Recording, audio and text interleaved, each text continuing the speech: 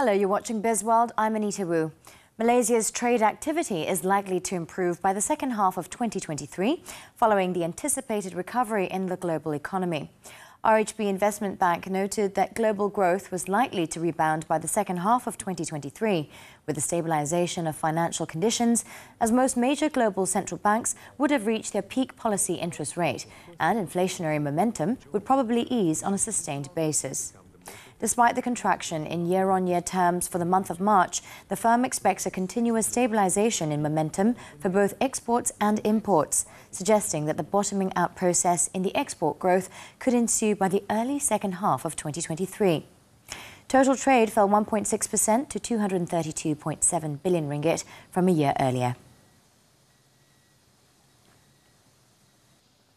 The Consumer Price Index (CPI) last month eased to 3.4%, with the index point recorded at 129.9 against 125.6 in the same month of the previous year. According to Chief Statistician Datuk Sri Muhammad Uzair Mahidin, the slower inflation was mainly driven by the decrease in the price of unleaded petrol, RON 97, which eased the inflation of the transport group to 2.4%. This was in line with the downward trend of Brent crude oil price, which was at $78 per barrel in March of this year from $115 in March 2022.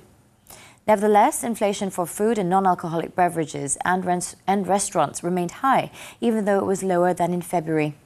The CPI for the first quarter also inclined 3.6% compared to the same quarter of the preceding year. The Malaysian Palm Oil Council, MPOC, is optimistic that Malaysia can grow its palm oil market share in India, Europe, Central Asia and the Middle East. India would remain an important market for palm oil, as 60% of its domestic edible oils depend on imports.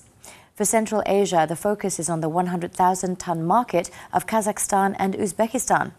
For the Middle East, palm oil is the main edible oil imported into the region, following the rapid growth of the hotel, restaurant and catering industry in Saudi Arabia. Whereas for the European Union, the EU deforestation regulation would enter into force by next month. However, 60% of EU palm oil imports are for biodiesel, with no alternatives at the moment. Hence, the EU would still need Malaysia's palm oil, which is expected to exceed 1.5 million tonnes for the next 2 years. Bank Pembangunan Malaysia Berhad, BPMB, has announced that Tan Sri Nazir Razak will retire from his role as non-executive chairman of the group on April 22nd, after serving for 2 years. During his time, the bank successfully completed the merger with Dana Jamin, which improved operations and overall governance, resulting in a stronger and more integrated group. In a statement, Tan Sri Nazir said he will now dedicate more time to his ASEAN private equity investments, a new role as chairman of ASEAN Business Advisory Council Malaysia.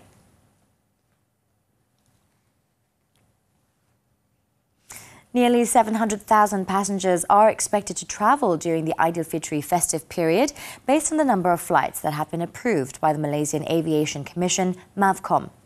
MAVCOM had conducted surprise inspections at Kuala Lumpur International Airport Terminals 1 and 2, as well as Sultan Abdul Aziz Shah Airport in Subang, to ensure smooth operations and passengers' comfort.